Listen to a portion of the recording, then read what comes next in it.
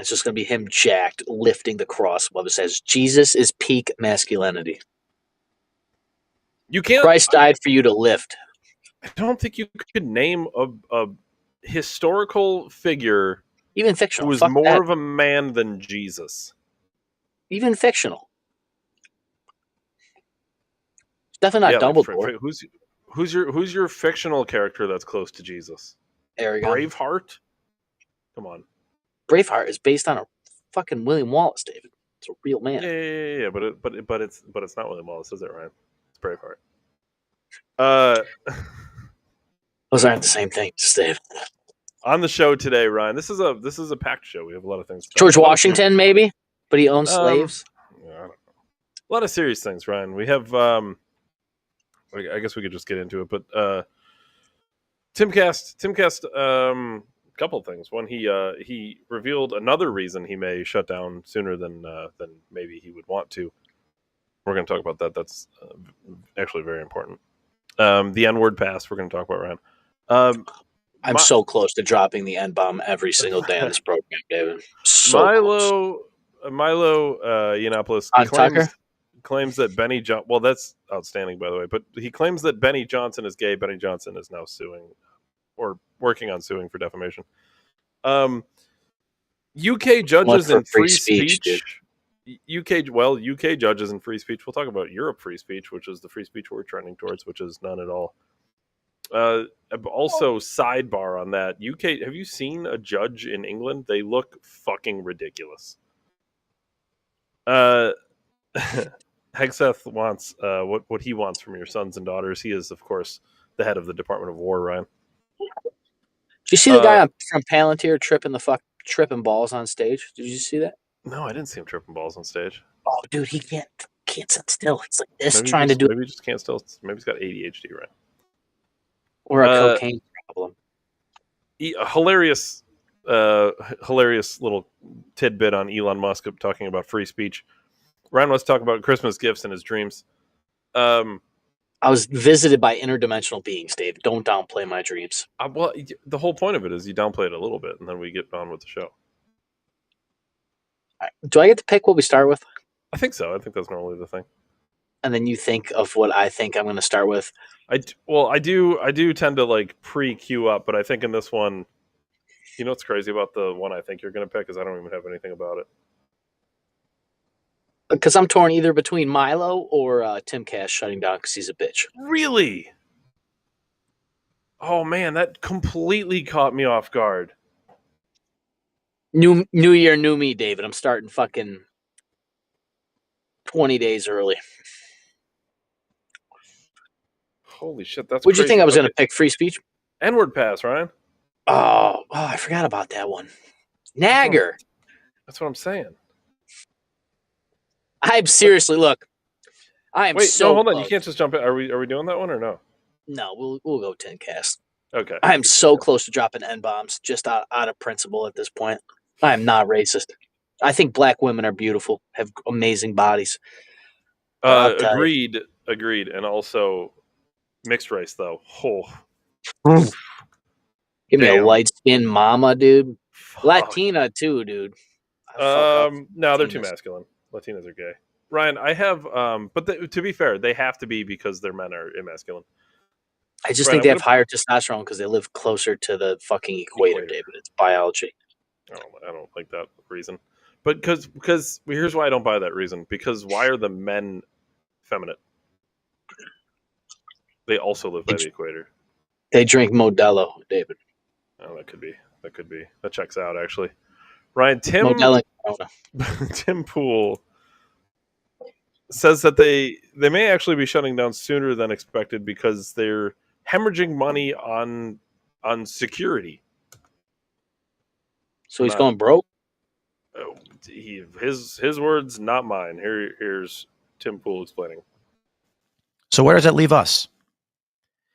We have 2 weeks left in the year before we go on our Christmas hiatus. You know, I'm not a big fan of any kind of hiatus. I would prefer just to work. But it is taxing. It is grueling, of course. And there's a lot of infrastructure here that requires me to work all day, every day, Monday to Friday, with some extra work on the weekends, usually meetings. And I'm probably going to have a stroke. My health's actually pretty good. My blood pressure is great. My resting heart rate is actually around 45. I exercise quite a bit. Haven't been able to skate in the past month or two, the holidays, and I hope that's what he goes to, skateboarding. And I have been with the people, our contractors, people we work with, our vendors, partners. And one thing is clear: the violence will get worse. It is going to escalate. We cannot keep going as status quo. Something has to change. It may be that, as we described after the assassination of Charlie Kirk and the threat to come and shoot up our studio and our workplace, we asked, at what point do we say we can't do this anymore? The cost of running Timcast IRL Studio and the projects around it exceeds the amount of money it brings in. That's just that breaking point, isn't it, for any business? If you need $100 to, run your restaurant, but you're only bringing 90, you go out of business. The issue? The cost isn't cameras or lights. The cost is security because of the escalation. It's an artificial cost to doing business that we can't balance. We can't forego security, but we can't sustain it either. So I've had some conversations with our partners, been talking with Rumble. There may be a solution, and it's going to be rapid change very quickly. We're going to have some emergency meetings. We've already had emergency meetings for obvious reasons. And there is a possibility that the 19th is the last episode of Timcast IRL. We are doing everything we can to make sure that's not going to be the case. It's no secret that I've been frustrated and disillusioned with a lot of people in politics, but that's no reason to walk away from doing our nightly show with a tremendous success. But the cost is not just money anymore. The cost is the safety of my family, myself, and there are many ideas we're floating around.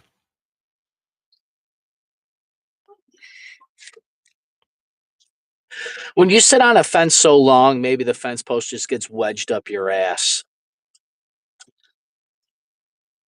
I've said for literally this entire inception of Dave and I's podcast, the thing that pisses me off is at some point you got to pick.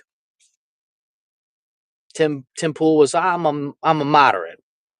I just sit in the middle. I look at all sides. And I always said, David, if you can recall, eventually you don't get to pick.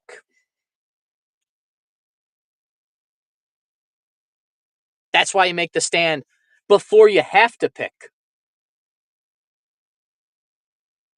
This isn't about bringing people together. This isn't about dividing people. America has been at war for the principle of freedom before, during, and after the inception of the country. Tyrants will always exist.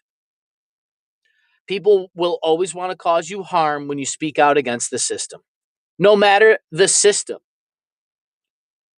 So we've lived through censorship, right? When they cancel you, they can't cancel you. What do they do next, David? They try to kill you, and then they throw you in prison. Seems Tim Pool doesn't want to fall on the sword that he built. I'm not judging him. I'm sure it is expensive to have security. I thought you were armed. I thought that was one of his other things. I'd love to know the details. Honestly, I just know that Dave, you shared the tweet that he posted about somebody shot up his complex. I mean, what's the solution? You just run away forever? Because it's too expensive? I wonder if the founding fathers, David, stopped fighting the Revolutionary War or the pursuit of liberty because it was too expensive. The men that signed the Declaration of Independence died, broke, penniless, homeless. They were murdered. Jesus hung on a cross. I'm sure that wasn't cheap. Now, I'm not saying we all can be mythological figures, David, an archetypal type of men. But I'm going to say this. We wonder why Nick Fuentes is more popular than anybody else in the space. That guy don't even have a personal life. He's giving everything for the pursuit of freedom. He's giving everything to the truth. Tim Cash, you got rich. You got influence and power. Arguably, you wouldn't be married with a kid if you didn't have the clout that you had from the size of your podcast.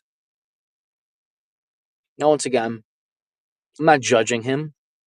I guess I can't blame him. I know what it's like to try to take care of the smallest version of yourself with your children.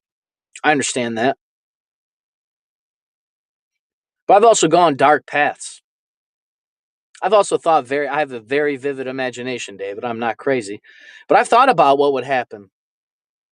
They'll drag your family up and shoot them all in the back of the fucking head like the Nazis did to the Jews. Ryan, They'll kill everybody you love in front. They'll burn them. Ryan, I thought you didn't believe in the Holocaust. They'll skin them alive. They'll fucking rape them. They'll dose them with drugs and rape them in front of you and then kill them. You think you're going to be able to run away from that? The government has double shotgun people in the head and said it was suicide. They flew buildings into the World Trade Centers and then murdered children. You think they give a fuck about you? So what's the idea here? All the infighting has just get to no fighting? There's going to be nobody left in the space? We're all just going to dry up like Ben Shapiro's wife's fucking vagina? Because that's what's the solution? You got rich off trying to find the truth. And then when you find the truth is tyrants are here in America and they're coming to make you a slave. That's the truth. They want you to be a slave. But you think you can buy freedom. That's the issue, right? That's what Tate said. I'd rather live in a corrupt country that I could pay for than live in, right? You guys think you can buy freedom. It's not for sale. The spirit, the tree of liberty, David, must be refreshed from time to time with the blood of tyrants and patriots alike. Thomas Jefferson, may your chains rest upon you lightly, Tim Cast, with your millions of dollars. People believed in you. You said, we're going to fight. We're going to get them elected. We're going to try to compromise. Now where are you?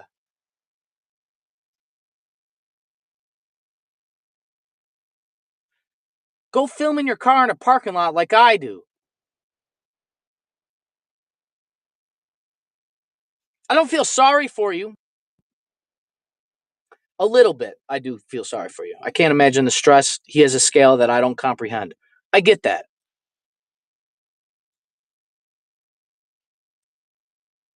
But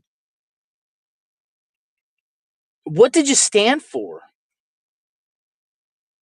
Charlie Kirk got shot in the fucking neck and you're like, I can't afford security. I'm done doing the show. What did the guy die for? What did he die for? Let me jump in here because this is really what it all comes down to at the end of the day. It's too easy to stand in the pocket when you're not going to take a hit. It's the people who stand in the pocket knowing they're going to take a hit that are the people that are truly the people to look up to. And I'm not me personally, like I'm not going to shit on Tim Pool about this. Dude, the guy's got a wife, he's got kids. It would be the most reasonable thing in the world for him to check out and say, you know what? I'm putting my family first here. Nick Fuentes was Pick on three Piers. things to fucking die for, David, and then pick one over the other three. You have to pick. I'm talking Ryan. I'm talking about reasonable people, though. I'm just saying, like the average reasonable man is going to pick his family because it's the thing that seems easiest. But it's not thinking long term. It's not thinking critically. It's not. I understand all this. It's But emotional. here's the other thing. All I'm saying is I understand why he would. I'm not saying it's the path I would take. I completely get why somebody would do it, though. Nick Fuentes explained he was on Piers Morgan's show, and Piers Morgan asks him about, well, you don't even have a serious relationship. You don't even have a wife or kids. You've never even had sex or whatever. And Nick Fuentes says, well, I'm not going to bring children into my world right now because I don't think it's the responsible thing to do, because Nick Fuentes knows his life's at danger. And he knows he's in jeopardy. They'll fucking kidnap your wife and kids and hold them at gunpoint.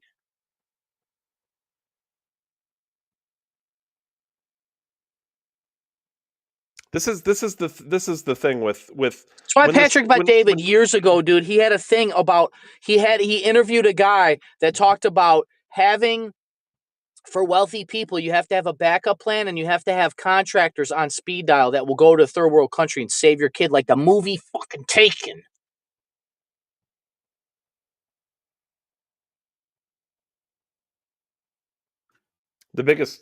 I think the biggest picture here in this whole thing, and then maybe we move on to a different subject, but I think the biggest takeaway here is this: if you wondered why there was violence against Charlie Kirk, this is the only answer. It's the form of censorship that works in today's world. Because let's be honest, censorship hasn't been working. Shadow banning, blocking people's free speech on social media pages, that's an old playbook. That doesn't work anymore. Tate beat it, Fuentes beat it, Alex Jones beat it. It does not work. They can't do it. So what is the next plan? You can try to sue him into eternity like they did to Alex Jones. Guess what? Alex Jones is still there every fucking day doing his show. You could try to put him in jail like you did with Andrew Tate. Guess what? Andrew Tate's still here doing his show. There's only one path left, and it's the Charlie Kirk route. Because guess who's not doing his show? Charlie Kirk. And guess who's going to start bouncing out? People like Tim Pool. Not saying it to be insulting to Tim Pool. Like I said, I understand why a reasonable man would make this decision. Sitting on the fence, David. It's what you get. But this is what they're hoping for. They're hoping you give in. They're hoping you give up. They're hoping you have to spend money on security and you go bankrupt. He's not going bankrupt spending money on security. Let's be fucking honest. He's scared for his life, and I get it. But man, this is why you need the, like I've said this 100 times on the show already. I'm not even Candace Owens' biggest fan, but guess what? I admire her balls. She fucking stands in the pocket knowing she's going to take a hit every time. I don't even agree with her most of the time. I think some of the shit she says is fucking ape shit crazy. But she fucking will stand there and say it all day long to anybody, regardless of what anyone's going to do to her. She doesn't care if France is suing her. She doesn't give a shit if she thinks she's going to be assassinated. She's going to say it every day, all day. Ben Shapiro, I've said 100 times on this show. Ben Shapiro, highly intelligent individual, but guess what? He's got no fucking spine. He's a coward. It's a bootlicker. So, I mean, just when you're going through and thinking about the type of people you're going to be watching on a regular basis, I don't know, like information's information, and that's great. And there's people who can deliver information in certain ways that's entertaining and all this stuff, and more intelligent, David, because they don't. But man, what is really what you're going to need in a time of need? Is it going to be a Ben Shapiro? Is he going to be the guy you're going to need when shit hits the fan? Do you want Ben Shapiro on your side? Or do you want a fucking Andrew Tate on your side? Do you want a Candace Owens on your side? Do you want a Nick Fuentes on your side? Even if you don't agree with them, infighting, 80-20, we did this whole thing, right? Even if you don't agree with them, do you still respect them? Do you still want the people who are going to stand in there and take the hit? Those literally take the hit. To war with. Literally take the hit. Assassination hit. If you ain't ready to die for your beliefs, do you even believe it?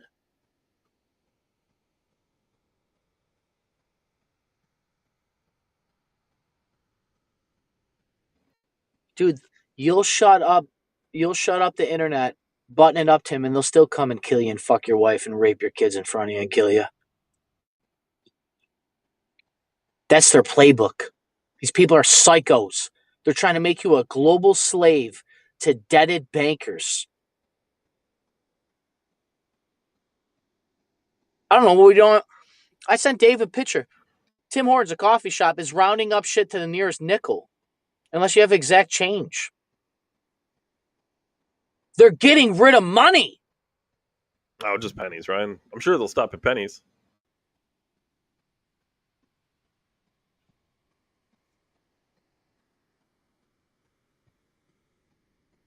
May your chains rest upon you lightly, Timcast, while you sit in your ivory towers.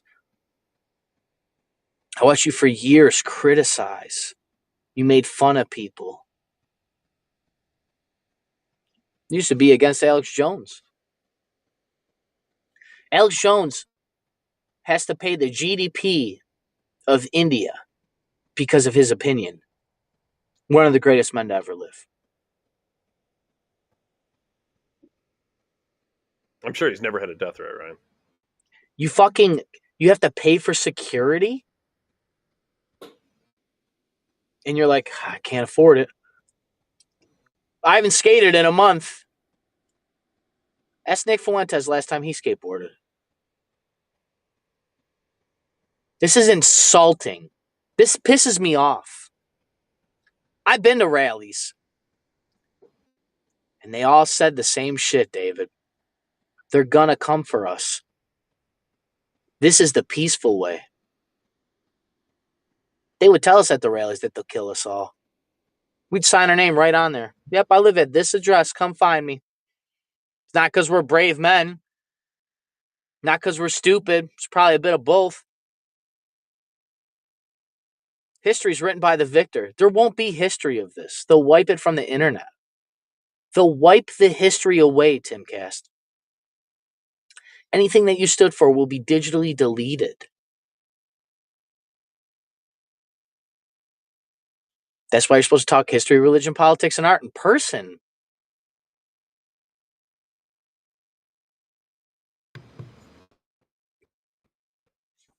Ryan.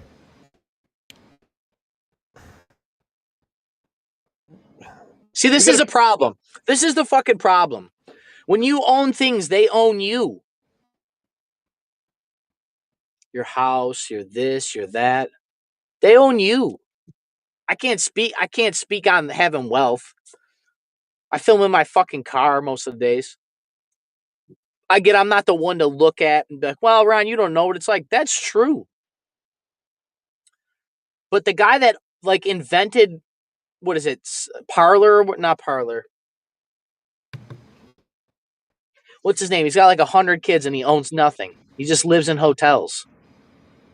He's one of the crypto dudes. Oh, OpenAI guys. We looked this up before. I don't remember his name. Yeah, he's got like hundreds of kids.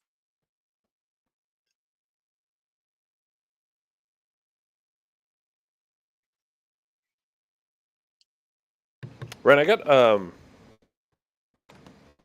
You think you can outrun Darth Vader? He doesn't seem all that fast. You think you can outrun the Eye of Sauron?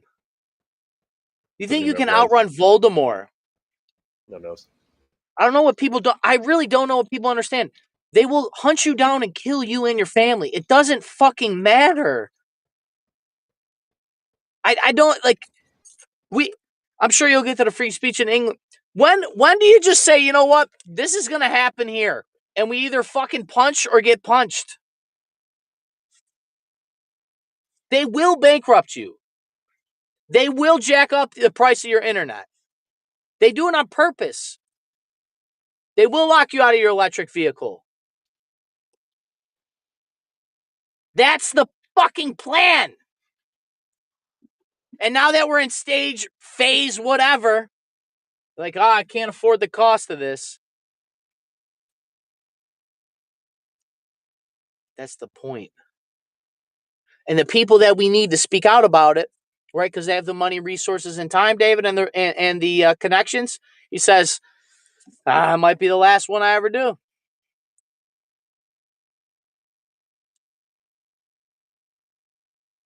Tucker told Sean Ryan on his show, we're going to die for our opinions. We're going to die for our opinions. Tucker's like, I'm cool with that, basically.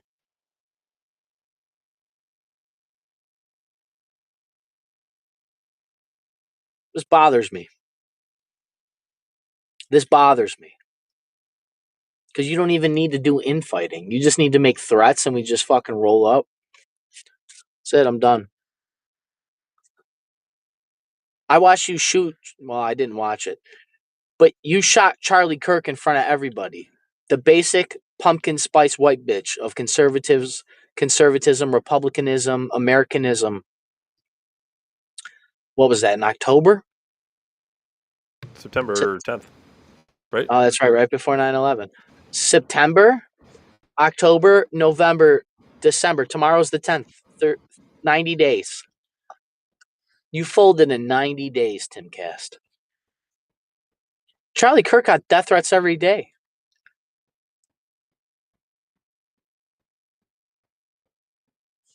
I don't know the answer. I don't know if you can fucking, contact Trump because he doesn't give a fuck either. He's all fucking kids on an island. I saw Don Jr. doing coke on TV the other day. Did you see that? Oh, he's been a coke guy.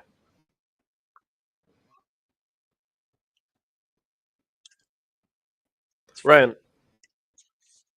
let's break what I call the same topic into 3 topics. Mm-hmm. And if you can consider one of your fundamental God-given rights a topic, free speech, Ryan. And it starts with this. Let's start with Elon Musk. Okay, Elon Musk retweets, re-X's, whatever it is now, where free speech still lives. And it's here. I'm just going to bring it up. It is a man. It's a stick figure man who is X.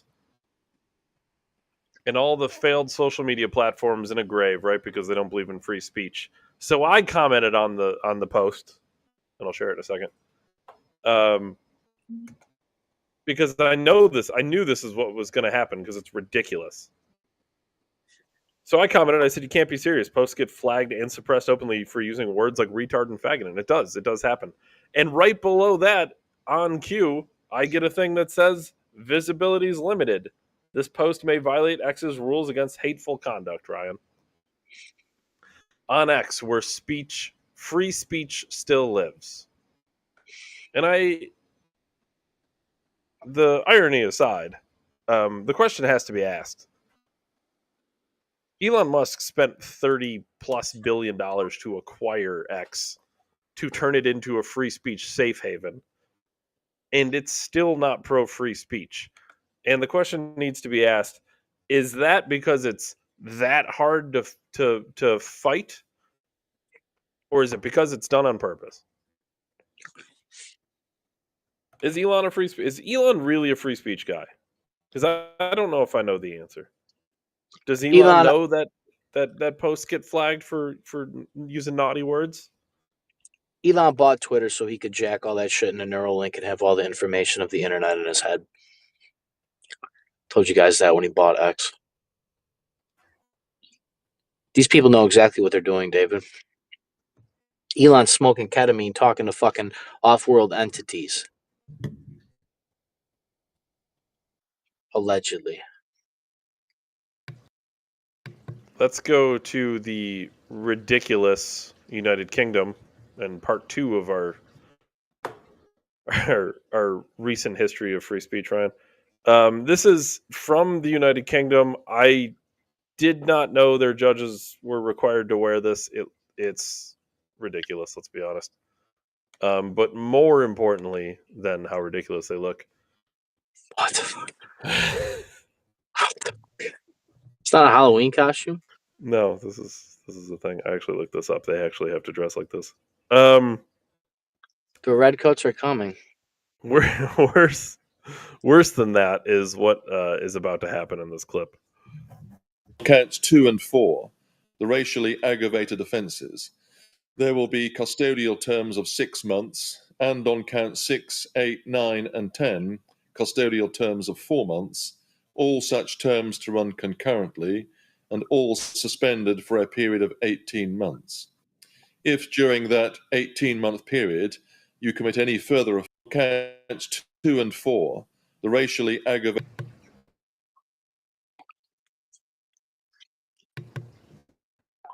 Is it worth fighting for, Tim?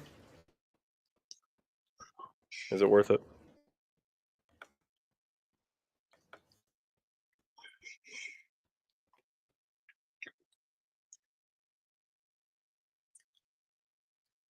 Our forefathers are turning in their grave, David. They went half a world away and strangled Nazis in war trenches because they thought they were defending the homeland and saving the world from freedom. Little did they know they just expanded tyranny. 9/11, watch airplanes fly into buildings. People signed up for war en masse to go fight for American liberty and kill terrorism at a global level. Little did they know they became the terrorists.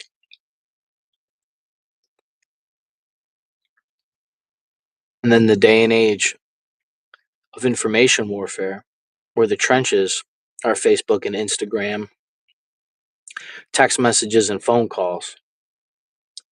The easiest type, the least amount of violence required, David. There's no violence on the internet, right? People just couldn't see through tyranny.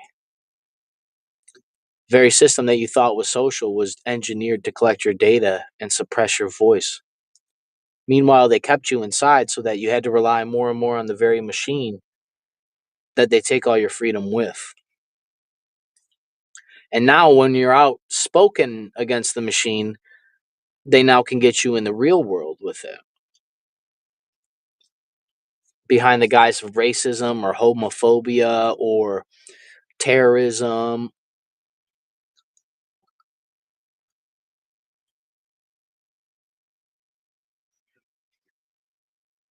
It's very interesting.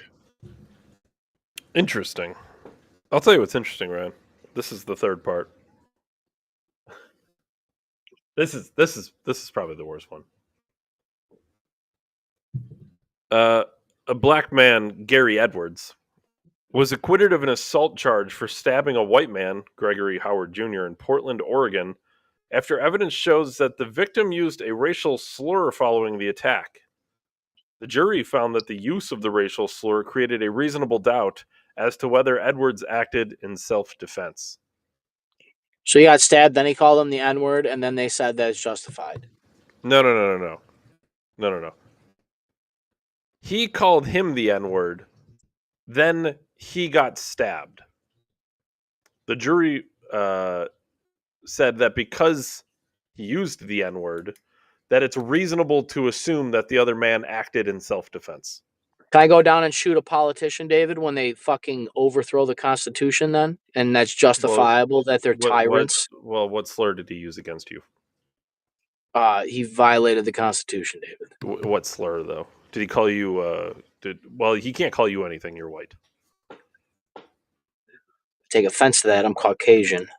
You're a cracker. Hard R. Or a cracker. I'm going to crack him with a 2-2-3 round.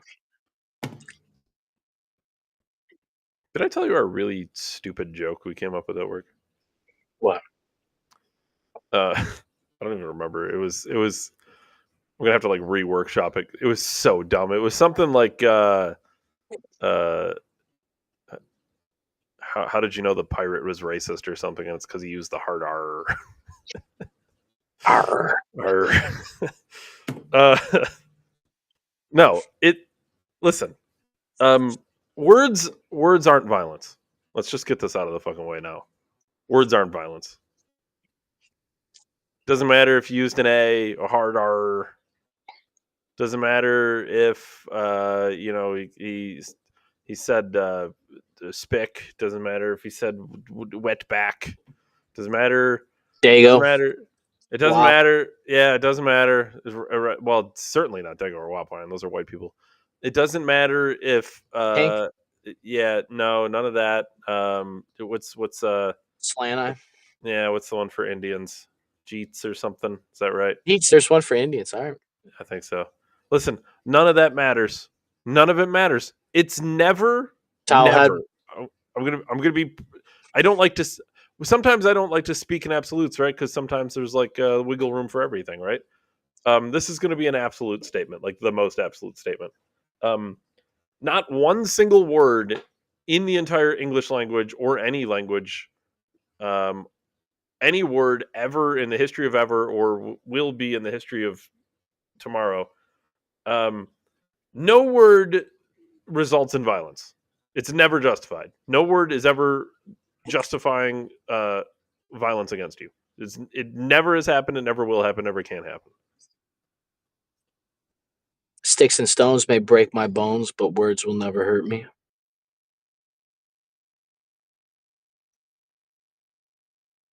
You don't get to stab me because I said the N word. It's not self-defense. You're the aggressor. It doesn't matter what I say. Conversely, and I know I'm white, so it's very hard to take offense to things, but like, if you call me cracker, I don't get to shoot you. It doesn't matter.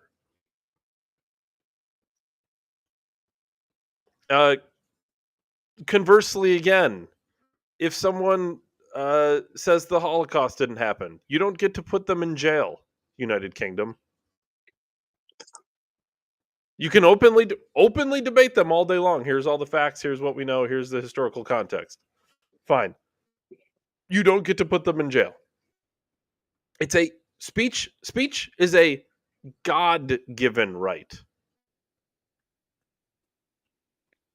It comes from the same being that created us, which means it's inert in our nature. It is one with us. Our speech is part of us.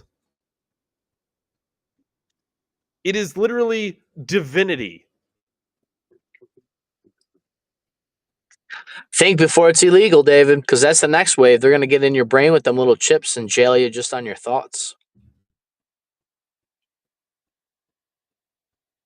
You want to see a dope movie? Check out Minority Report, where Tom Cruise uncovers a conspiracy that the very machine that quote unquote predicts crimes was actually just setting people up the entire movie.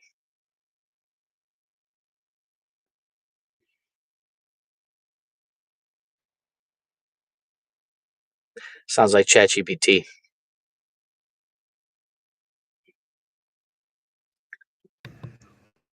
I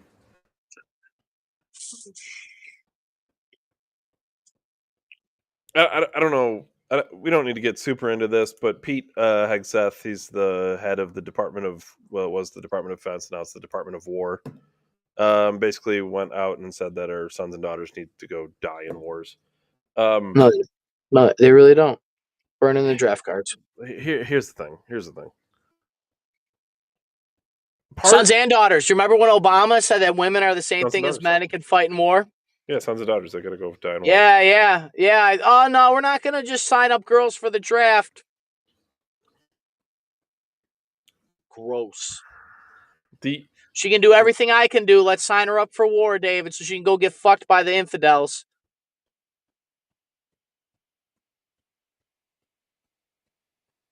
Get a rope says, what if words are a threat? Are you allowed to believe it? If someone threatens your children, can you believe it? Threat requires an action.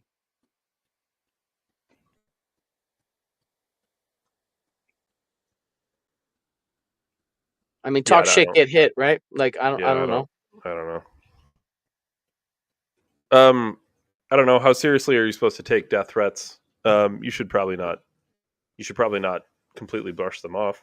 Even if that's the case, so do you take everybody's speech because one person made a threat? That's not freedom.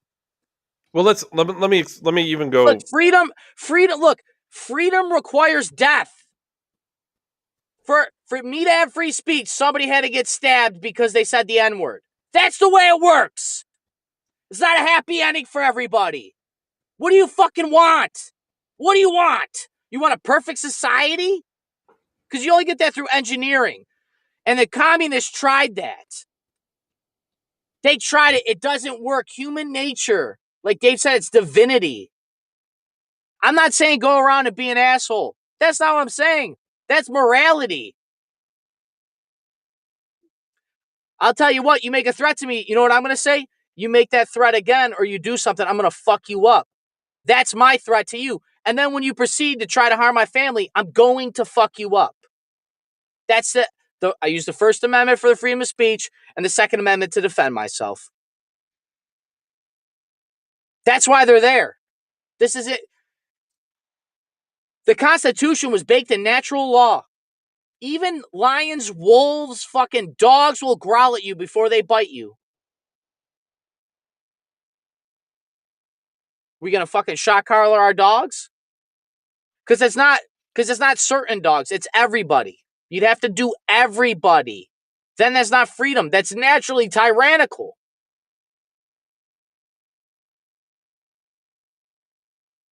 Even your thought is suppression of an idea. Because you're saying, well, what about this? This is the rape and incest to murder children. At what point is it just wrong?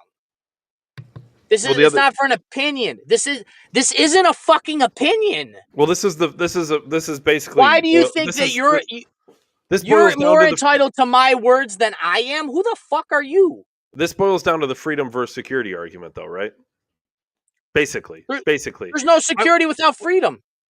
Well, no, here's the thing, though, because, right, like, well, what if somebody uses threatening words? Perfect. So then we strip everyone's freedom, right? So you feel better. So you feel safe, right? That's where we're going with this? And how are you going to strip people's freedom, David? With a gun? Okay, who has the gun? The government? Well, Of course, Ryan. Well, that's tyrant. Are you free if you have tyrancy? No, but you're secure, aren't you, Ryan? You're super secure. Secure from who? My neighbors, but not the government with infinite power and the largest military in the history. They have nuclear weapons. As long as you don't want any of your rights and you're on their team all the time, you're super safe, Ryan. They can drone strike you in America legally, and you're talking about, well, my words, fuck you. Move. Go move to England then, dude. Move. I fucking have had enough. I have had enough. When's enough enough?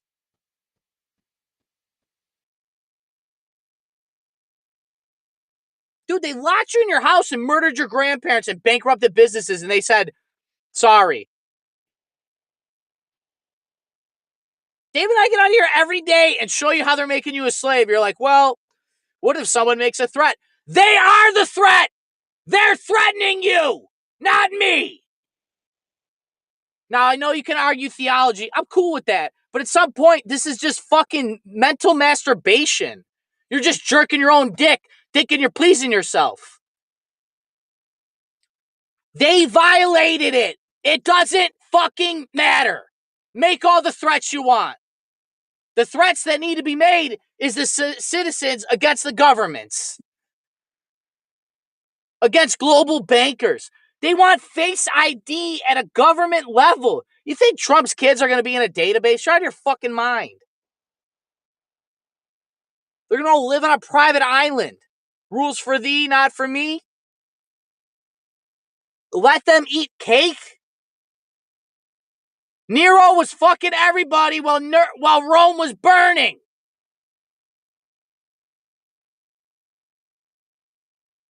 They're not even hiding it. And here's what's crazy is they will go all the way down because they psychologically know how to get you in a trope. They will go all the way down to when this story hit that this guy stabs this person because of this word and be like, well, this is why we need to get rid of free speech.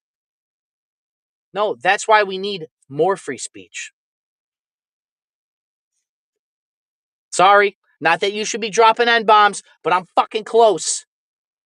Come kill me for a hate crime. I don't give a fuck. You're going to kill me regardless. You're a slave. You're a slave to these people.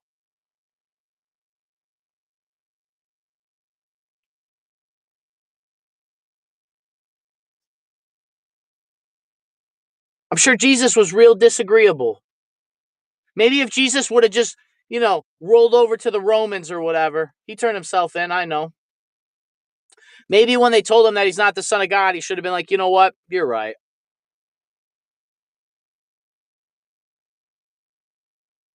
And you know what? Don't even look at it historically. Look at it as a story even.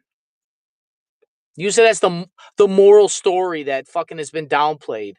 Even though there's more accounts of Jesus than Plato, but we believe Plato.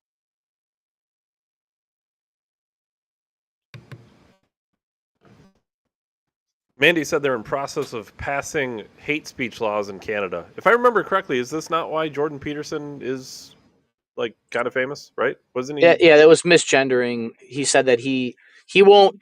And Jordan Peterson tried doing your little intellectual fucking jumping jacks masturbation, be like, well, I will call them they, them to their face, but in society, it's very dangerous. 99.9999% of us would be Nazi camp concentration camps. And then I got to get this comment. You're the Nazi, bro.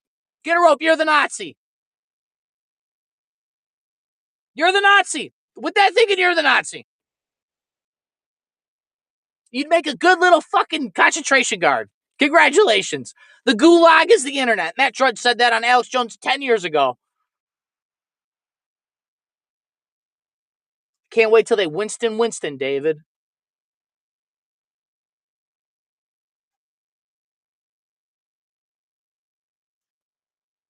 What if they make threats? Punch them. I'll meet you in court. That's why we have a legal system. The fuck? Legal system is for after. I don't know. Words are real.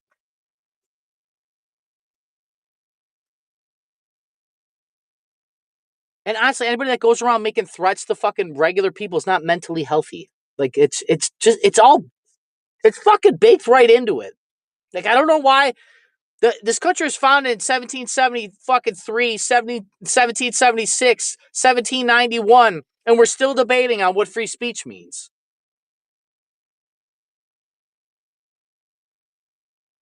It's crazy.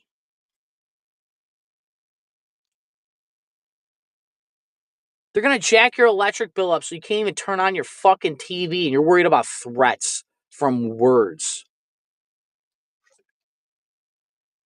May your chains rest upon you lightly. This is how liberty dies, with thunderous applause. Padme from fucking Star Wars Episode 3.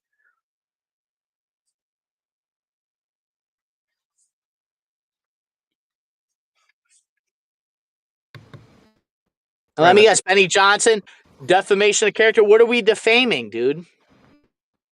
You can't get called a faggot or a child molester?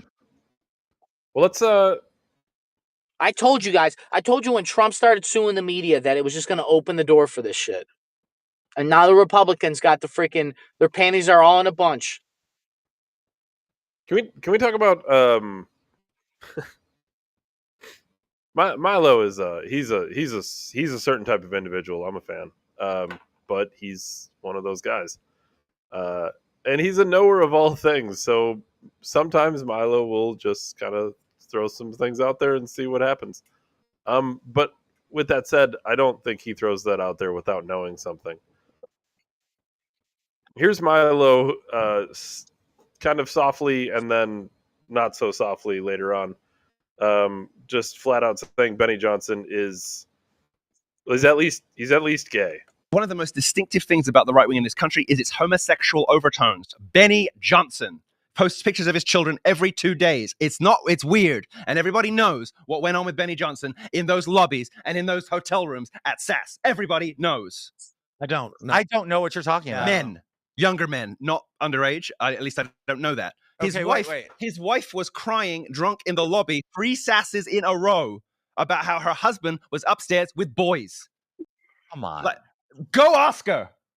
Come on. Go ask her. Come on, Milo. Go ask her. Milo, aren't you ever scared of getting sued? You say I'm sitting here like I am humbled by the lore and your ability. The audacity, there's no team. With the balls of disagreeableness, David? George, I have said these things about people for 20 years and never once in my career been sued. I've issued 3 corrections in my entire journalistic career because I get my facts right. And people know that they do not want to go through discovery. Actually, I want to say this. I've never been sued for anything I've ever said about anyone. The one thing I need to say this. I need to say this. Because I'm right. The most terrifying thing about Milo is that he knows all your secrets. Oh no, he knows everybody's lore. Trust me. I am terrified of Milo. I will never cross Milo. Milo is the one person that people say, like, why are you friends with him? Bitch knows too much. I can't afford not to be. You want to be his enemy? He knows too much. Nobody wants to be his enemy. Do not cross this dude. It's not worth it. I was going to say, Benny told you what? Did he get the dick out of his mouth long enough? Oh my God, Milo, you can't say these Yes, things. I can because it's real and it's true. Milo, stop. You can't say it because you want to maintain your friendships. I can say it because I care like you've never met Milo. You can't say I know. No, I'm trying to help him. You're not helping. Okay, I think you'll be fine. Guys. You can't even help you. You just came out of jail. I don't need you about life. Jesus Christ. Milo's something else. Fucking Jerry Springer just migrated to Timcast right there, dude. Fucking Milo is something else, dude. So naturally, Benny Johnson put out a statement, of course. And he doesn't really say anything specifically, of course. I am duty bound to take action to protect my family against those who maliciously defame and attack us. More to come on that soon. Pray for healing for some really sick, delusional people. Jesus is about redemption. The legal system is about justice. Happy Sunday. And Milo's not gonna let that go. So Milo put a big long post out, and you can go read it on his X account. But basically, I suspect Milo knows what he's talking about. Yeah, get a rope. I littered a piece of gum out there. Is that a threat to Mother Nature? Because the ant's not going to pick it up and drag it back to its house. Fucking. I think Benny Johnson the guy that was we played a clip a little while back with Chris Cuomo, and he completely just folded. It was like we fucking roasted him. It was the most embarrassing thing I've seen. Yeah, he was all. I'm not sure. Was he like starstruck or whatever? I don't know. It was just fucking awful. Like he had no response. Like we had responses, but he had no response. Did you hear about the carbon footprint being labeled on food in England? Huh. So like when you go to buy, you have nutritional facts and then you have like carbon facts. Is that what you're? I can't figure out what poison's in my food, but you can label how much carbon's in how much carbon it takes to get me the fucking gallon of milk. Carbon footprint food labels. Carbon footprint food labels show the total greenhouse gas emissions measured in CO2 equivalent or CO2e associated with a food product throughout its entire life cycle, from farming, processing, packaging, transport, retail, cooking, and all the way through waste disposal. These labels are becoming more common as governments, retailers, and brands respond to consumer demand. It's not consumer demand. Absolutely is not. No consumer gives a single fuck the carbon footprint necessary to make Pop-Tarts.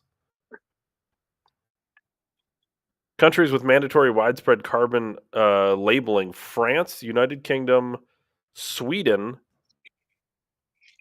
That's thanks, Greta Thunberg. Denmark, Germany, Switzerland, Canada. It says Loblaws and some brands have started labeling, so it doesn't sound like that's a mandatory thing, though. Can't get the clone meat out of the fucking market, though, right? Have all the lab-grown meat and all the pesticide-sprayed food and all the genetically modified, all the plastic in the water. That's fine. I'm gonna have to look some of this up because it says in the United States it's voluntary, but companies like Quorn, Beyond Meat, Just Egg, Panera Bread, Chipotle, and new startups How Good, Planetary put carbon labels on their packaging. No federal mandate, but California and New York are discussing legislation. Oh, it's coming. California and New York are constantly in this battle for who can be the gayer state. California always wins, but New York's close. Nobody needs 12 bullets to kill a deer. Fuck Cuomo. Cleaned meat is legal now in Canada. Cloned meat. I was like, cleaned meat. I hope it's legal to eat clean meat. Cloned meat is legal in Canada.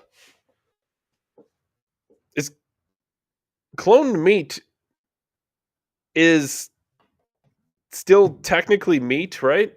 Yo, look up the Cat Williams bit about cloned meat. Cat Williams has a bit about cloned meat. It's old. It's old. No way. Oh yeah, I seen this on DVD, David. No riot over cloned meat. I think it's off. It's Pimpin' or some shit, or the Pimp Yeah, Crown. it is. You never see this? So I saw the stand-up special fucking forever ago. He's one of the funniest individuals to ever live. Other than like the amount of N words, like you know what's crazy? I didn't actually think he was all that funny. He cracked me up, dude. I have to let real shit be real shit, because these motherfuckers are attacking real shit at every motherfucking angle. They had a story on CNN 3 weeks ago that said the USDA has approved the sale of clone meat to the American public. What? See, I was high when I originally saw the story. So I waited all the way till I came down to relook at the story, and it still fucking said the USDA has approved the sale of clone meat to the American public. Ain't that about a god? You raggedy motherfuckers would feed. You gonna feed? We saw the movie Multiplicity. We know what the fuck clone mean, motherfucker. Mean retarded. You gonna feed us the retarded ass clone cow meat now? And I thought niggas was gonna tear up the streets and riot and shit, and nothing fucking happened. These motherfuckers, you gonna feed America the clone? Ain't it motherfuckers starving in other countries that we could have gave a goddamn retarded clone meat to first to see if that was gonna work out? They ain't got shit to eat. They don't give a fuck. You can't feed it to us first, you motherfuckers. And some of you same niggas gonna be eating the shit out that goddamn clone meat and talking shit about, nigga, fuck that, nigga. The clone meat is delicious, nigga. They put the garlic in the cow ass, nigga. You ain't even gotta season it. It already grow up garlic is delicious, nigga. They don't talk about us. You know the clone meat gonna be cheap as shit, nigga. Fuck that. I went to McDonald's, got the McClone combo for 19 cents, nigga. Had 11 big ass Big Macs in it. What the fuck? That's all right. That's all right. Go ahead. Go ahead. No, go ahead. Feed your baby the retarded ass clone cow meat and see what the fuck happened. You're going to be wondering why your daughter's 4 years old, weighs 611 pounds, got a little horn coming out her motherfucking braids, and the bitch can't do her alphabet correctly. Just A, B, C, D. You fed that bitch the retarded ass cow meat.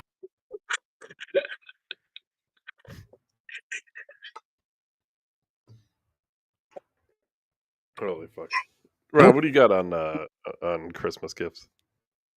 Or do you want to do your dream first? We'll end with the dream, because I was visited by interdimensional beings, David. So it's Christmas time. And Dave, I'm sure, I don't know like how many people you guys buy for, but I'm sure you got the kid and stuff, but I hate gift cards. Personally, I like gift cards. Like, I get the sentiment. Like, I understand it. Like, you just go get the thing you want. But I wasn't always this way, but as I got older and maybe like after I had my kid, like I was like, you know what? I'm going to buy things that have meaning. Even if it's like a pair of socks. You know what I mean? Like, I saw these socks and thought of you, so I got you these socks. Like, that's it. Gift giving isn't giving you money. It's the thought and intention behind the gift. I'm going to give everyone Bibles. There's a guy that does it at Burger King every Sunday. He gives out free Bibles. For real? Yeah, I got 2 Bibles from him. Last time I seen him, I asked him for a hug, and he gave me a hug. I think his name was Jim. Huh? And he's an old man. He's a good guy. Nice man of the Lord, right? Man of the Lord, dude. Greatest man ever. So Jesus was very disagreeable and very masculine. Just remember that. What if Jesus was actually jacked, like yoked like a gym bro? And that's why he was able to carry that cross up that fucking mountain. Anyways, David.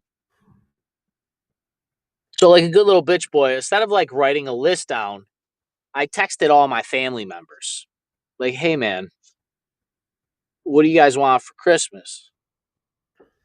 So the investigative journalism that I did was I put in ChatGPT, my family is X, Y, and Z. What do I get them for Christmas? Because I put so much shit in ChatGPT about me, myself, my family, my clothes, my sleep, my fucking new diet. I take pictures of my food and say, calculate the macros. Like ChatGPT knows my life, right? So like I've talked to it about family and like trauma and like I've used it as like a soft therapist. So it like knows. You know what I mean? It knows shit that I forgot that I told it. And dude, ChatGPT basically said my family is shit. It was like, well, if you don't want to, my mother disowned my sister over a bad gift one time, like for like a year. And I, at the time,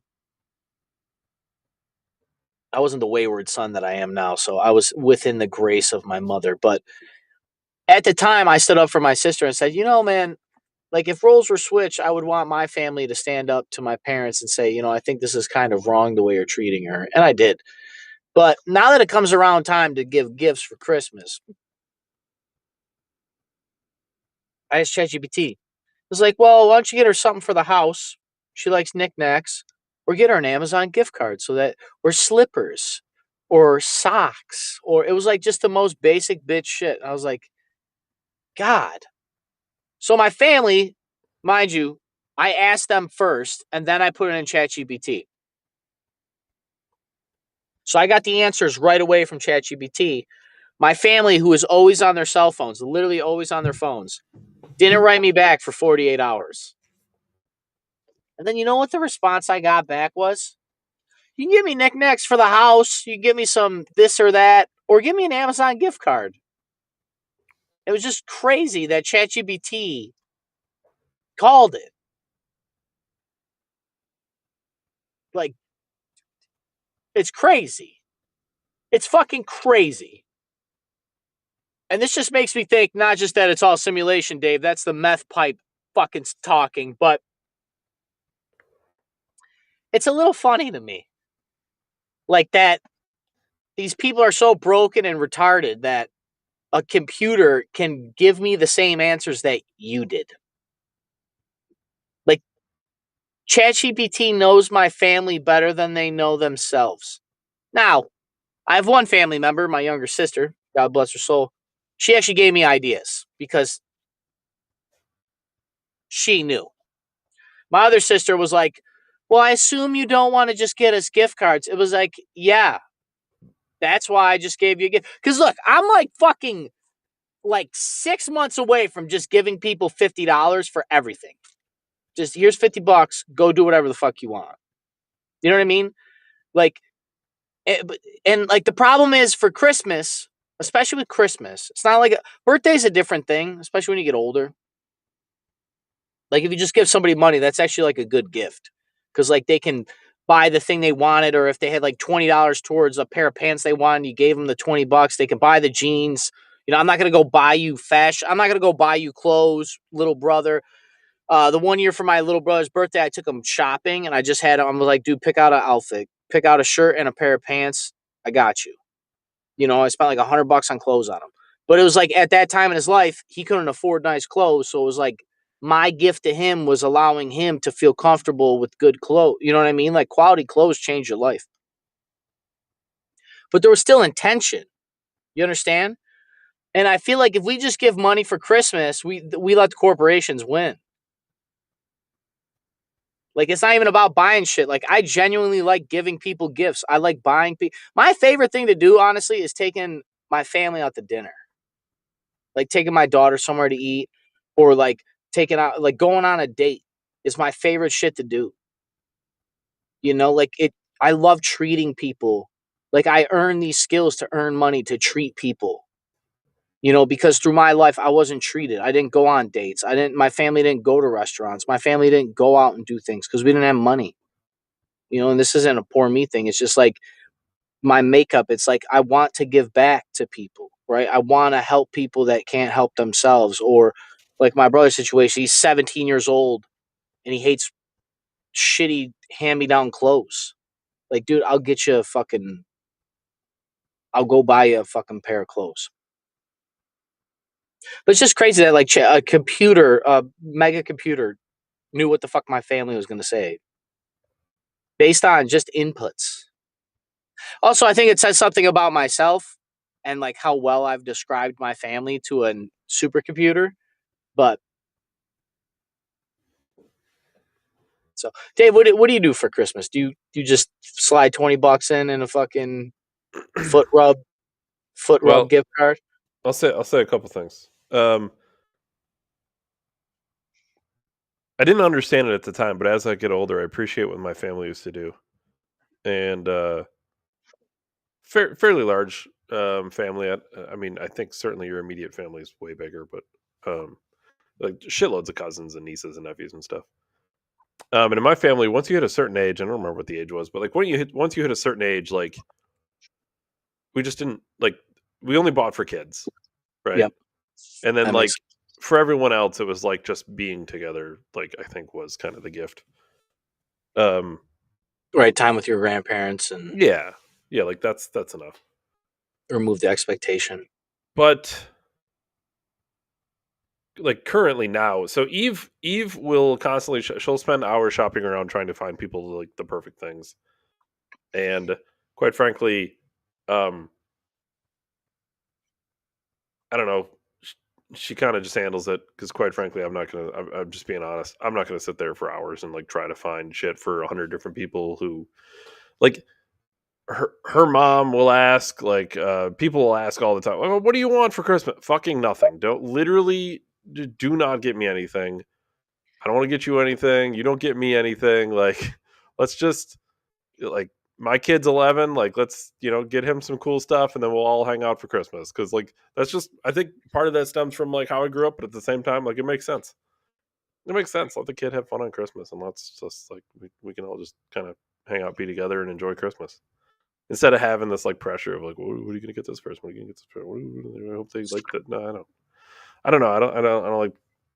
It's like turned into a game, I guess, and I don't like it. I don't know. Like everyone is like constantly trying to find like the best stuff for each other, and like sometimes Outgift each other. yeah, that's the thing. It's like competitive. It's like trying to one up each other, and like it's like all of it seems out of the spirit of Christmas to me, and I don't want to be part of that. I respect that. That's why I think like the families that do the like on Thanksgiving they'll pick names out of a hat and everybody only has that one person. I kind of like that. It's Sure. like Yeah. a pink elephant too that you get like a gift from Goodwill or something and then you all swap out or you get a gift that's $15 or less and then Mhm. you can pick if you want to pass or that's cool as well. Like I definitely get it. Like it is also like you're feeding the corporate greed and stuff, but you know, I like giving gifts because I didn't come from a lot, Mhm. and I just think it's dope to give somebody something cool. Even if it's like a coffee mug, like it don't gotta be expensive, but if I know you like coffee, if I go over your house and I see you drinking the coffee cup out of I know it's partly my ego, but like the idea that I gave you something that you can use daily or because I'm not going broke for Christmas. I don't expect anybody to go broke for Christmas. When we were kids, it was different. Like, I want fucking a new car, but Right. Yeah. It was like pre-concept of anything. It's yeah, just like like you, I you just didn't want know the that thing. value of money. My daughter wants an iPad and an iWatch and a fucking electric scooter, and it's like, dude, that's like $5,000 of shit right there. Like, Dude, Nolan keeps telling people he wants a fucking robot, like a legit robot. I'm like, dude, those are like 10 grand. You're like out of your fucking mind. We're like getting a robot at the house.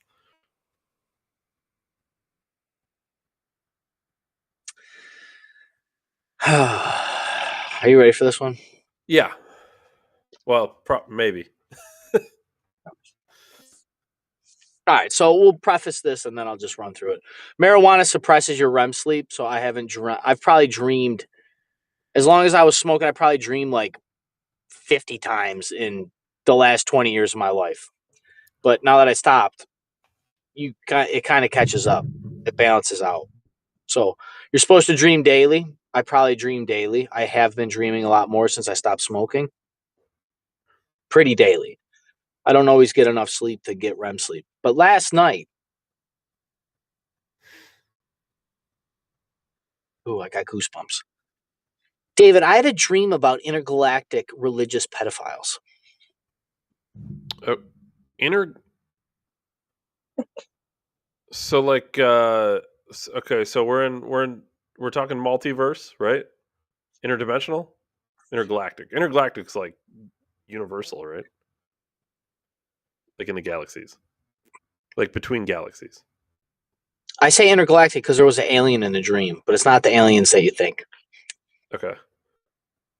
Okay.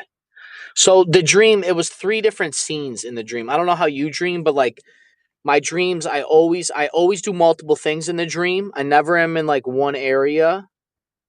And I tend to wake up not where I started.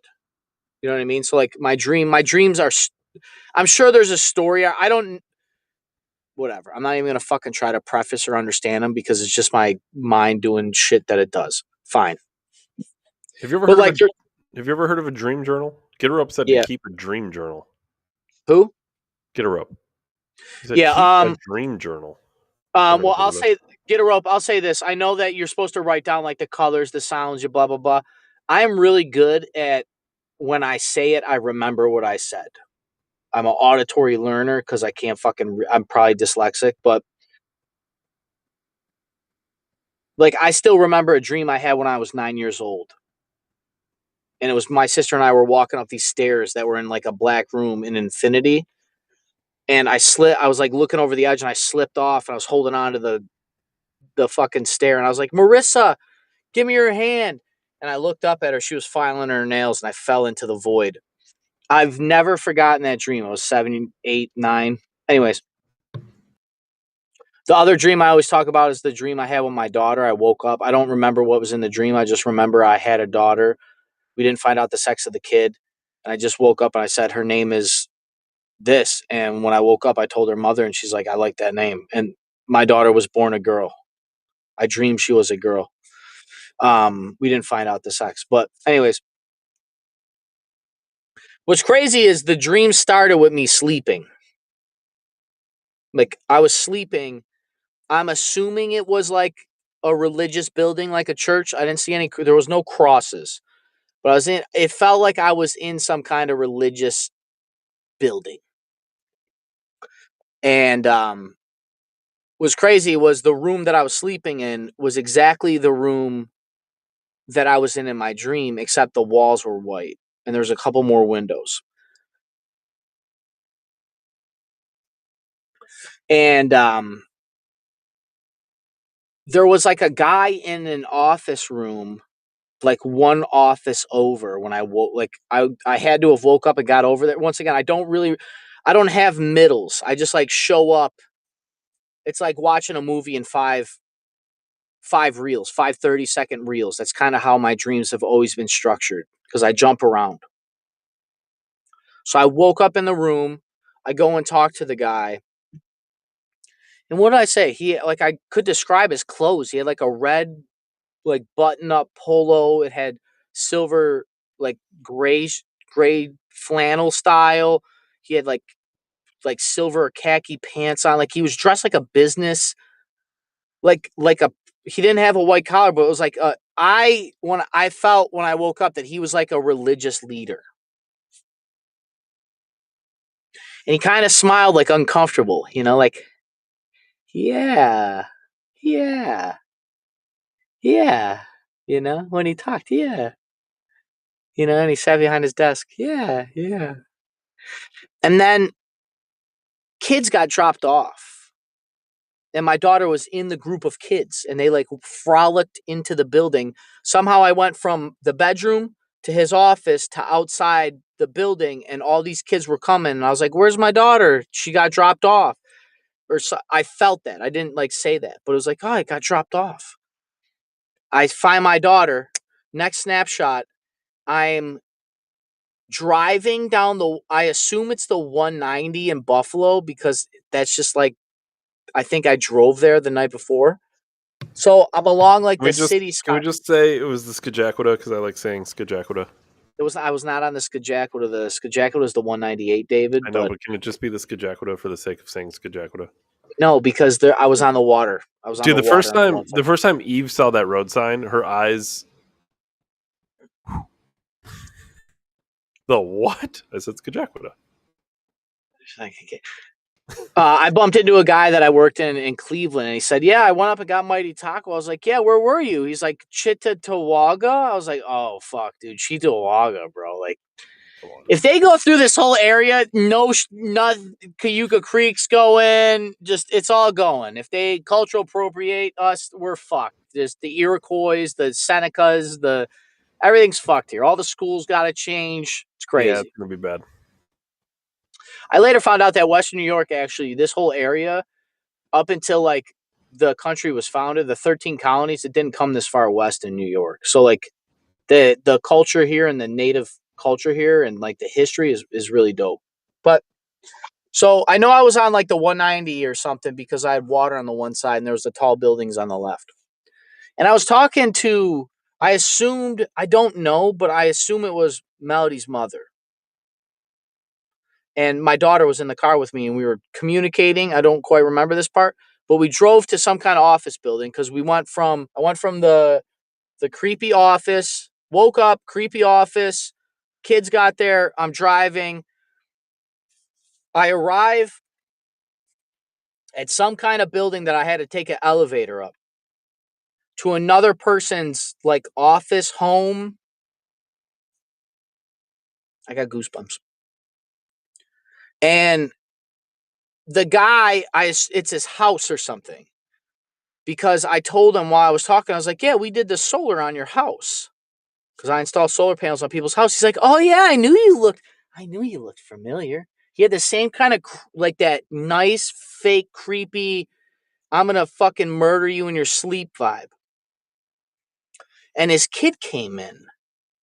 And like, it was almost like he was the handler for his kid. You ever see like those horror movies that he's like, "Okay, son, go out to the shed and get what you're supposed to get," you know? Like shit like that. Like that kind of feeling. I don't know if I ate the things there or on the way out, but I ate something that were like vitamins, like big vitamins. I ate 2 of them and I took it out of like a protein container, big container. And like the whole world started doing this. Like the air molecules were like turning and kind of like swirling, not like quite kaleidoscopy, kind of like Vincent van Gogh's painting, Starry Night, like that kind of. And I was like, "Whoa, we got to go." And we go to leave. Oh my God, I got goosebumps. It's so creepy. It's not even real. It's creepy. And in the elevator, there was an alien. Like it was huge. Like blatant, this is an alien. Like the green, like the fucking stereotypical alien. Green, bright green, like fucking slime green alien, big eyes. Rumble green Alien. It kind of, I don't know if it quite had hands, but it was like big and it wore like it looked like a sock material tan shit. And it looked out the elevator on our way down. I asked it to come. I was like, "You going down? We're going down." Mind you, the world was still doing the Vincent van Gogh shit. This is why I think it's interdimensional, though. Like, think about, like, an alien, we're going down. Where am I going down to if I'm sleeping? Think about it. Once again, I speak to myself. I speak to my world in metaphors. My dreams would also be metaphors. Right? Because I've structured my brain, neuroplasticity. I've wired my biology through symbols and meaning and deep intrinsic artistic. So like all these things mean shit, right? That's why they're in there. So the alien, I asked, I was like, yo, dude, like, you going down? And I don't think it said anything. It followed us in the elevator. This is me, my daughter, and her mother. I'm not with her mother. So, like, that's the other weird thing. And I'm assuming it's her mom. I don't actually remember her face. But the alien, like, leaned out the elevator after I pushed the button, and it looked both ways, and I kicked it in its back out the elevator. And the door closed because I got a creepy vibe after I ate the vitamins that some shit's not right. And we go down the elevator. I don't remember this part. I just remember kicking the alien. Next thing I know, we're walking to the car. And I think it's Melody's mother because the car we got into was her car that she drives. It's a blue Equinox. And on the way there, I told my daughter and her mom that I ate these vitamins. And she went to try them. And I don't know if she spit it out or something. And she, like, mocked me. My daughter was fucking with the container. Like, that's a little gray. But when we finally get in the car, the point in saying that is like the time it took us to go from walking to the car was delayed because of this interaction in the dream. When I got goosebumps again. It's so creepy, dude. This is so creepy. I got in the car with them, and I'm driving, and I look up, and the guy and his kid were in a blue Tahoe, and they pulled up in front of me. Like, they were following. Like, I felt in my dream that they were chasing us. And the front of his car was all fucked up. It had no, like, front grill, like the driver left fog light, like the grill piece was blown out and shit. You know what I mean? It had scrapes. So it wasn't like a front end collision. But the car was fine. It was just like the pieces were missing. You know what I mean? Like, like the car wasn't damaged, but the shit was fucked up. And in my dream, I drove right into his car. I got in and I drove right at his car, and I drove and hit him in the place that had none of those spots. And then it literally felt like my point of view went to like a Grand Theft Auto game. And we started driving all over, and I was getting in car accidents, and the guy was chasing us and shit. And how did it end? It ended like we died? I died and woke up like to like a respawn thing. Oh, fuck. And dude, when I woke up, I had the chills. It was a nightmare. I literally had a nightmare. I've never had a nightmare in my life. So I don't know what the fuck any of it means. But I feel like I was looking around the room too when I woke. When I woke up, I have eye infections. I get eye infections occasionally. And it always happens when I wake up. Like, my eyes will literally be stuck shut because of crusties or whatever. And a lot of times I'll go to rub my eyes, and I rub the shit in my eyes, and then I get an eye infection right after. So when I open my eyes, I couldn't open my eyes right away, and I start clearing the shit out of my eyes. And I felt like something was in the room, or I was still in the dream, or because once again, the room I woke up in was just like the room that I was sleeping in when I woke up in the dream originally. And I was like, dude, I got like visited by interdimensional religious pedophiles. Mandy said, dreams are messages. The ancestors come to you in your dreams to guide you. Watch for signs. You may see someone in real life that resembles someone in your dream. A highly perceptive person can see.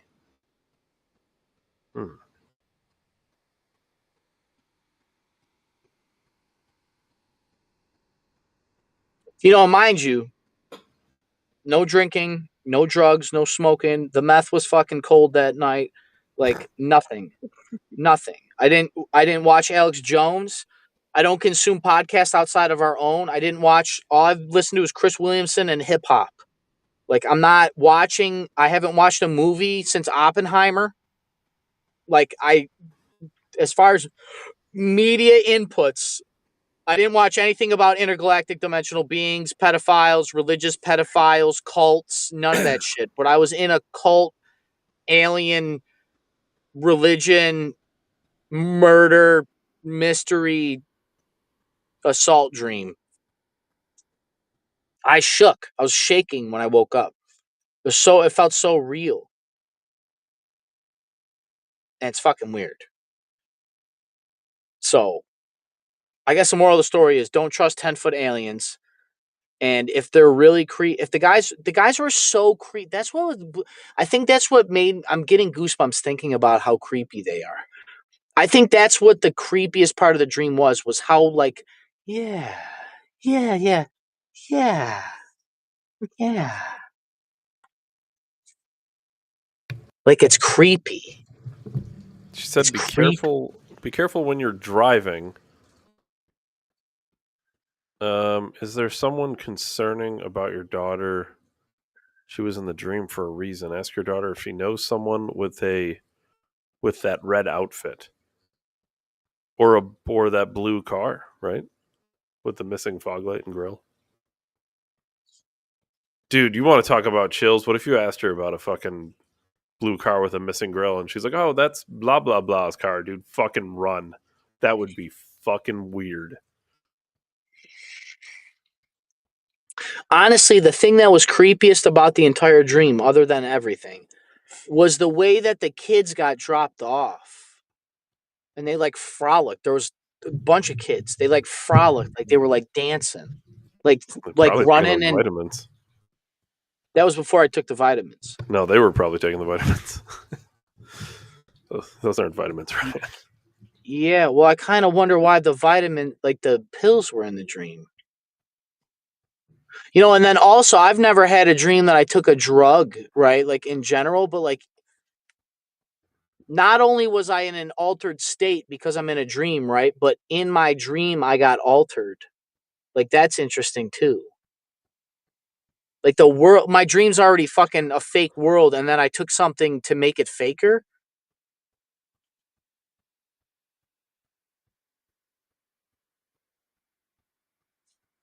I don't know. I used to try to lucid dream because Tate talked about it. That the way that you lucid dream is you try to remember the thing that you remember thinking about before you fall asleep, and it lets you like start lucid dreaming and experiment it.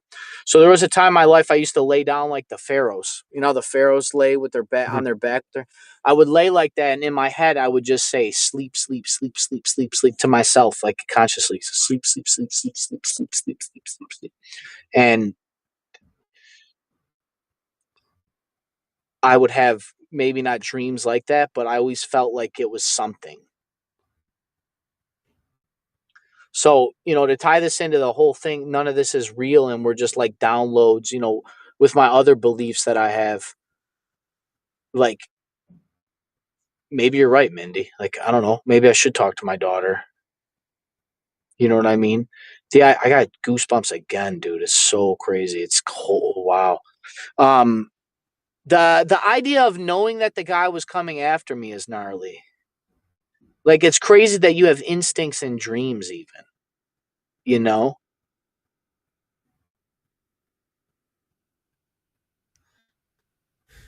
I never knew what to make of dreams. Do you not dream crazy, David? Here's the thing. I don't. You said something about you should dream daily or something. Well, allegedly, your brain dreams when you hit REM sleep every day. I don't know if I don't know if I don't sleep well enough to hit that point or what. But like I definitely don't dream daily. Well, I don't know about me dreaming daily. I guess I should say I don't remember my dreams daily. But I want to say, if this makes sense, like when I do dream, it is really intense. Like full blown, like production movies, like lengthy. I don't know. It's weird. It's different. Most people don't remember their dreams. That's what Mandy said. Yeah, most people don't remember their dreams, but when I have the thing back to the dream journal with Get a Rope, the thing when you wake up from a dream, you're not supposed to move. Like at all. Like the way you wake up is you stay there, and then I talk to myself enough that it's not uncomfortable. But like even that dream journal, if you were to turn over, grab the paper and start writing it down, I just verbally told it. But it was like it was like a 10-minute explanation. I was like, was in like a room and I didn't move. I didn't open my eyes. I just tried to open my eyes. And when they didn't work, I just kept them closed. And I talked about it out loud.